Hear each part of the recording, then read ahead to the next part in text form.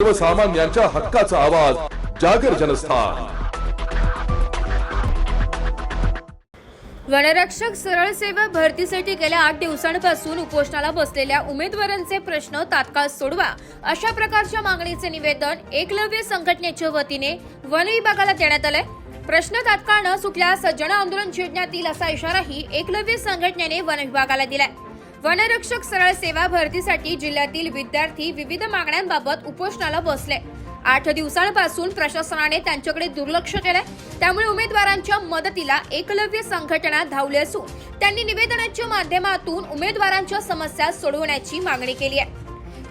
या प्रसंगी एकलव्य संघटनेचे उपाध्यक्ष मयुरी सोनवणे, ज्योती चौधरी, विश्वनाथ सोनवणे, रवी बोरसे, पंकज कोकणी, नारायण पावरा, जयवंत पवार, शुभम पवार, सामसिंग वसावी यांच्यासह पदाधिकारी मोठ्या संख्येने उपस्थित होते। जागर जनस्थान करिता रूपक बिरारी, धुळे।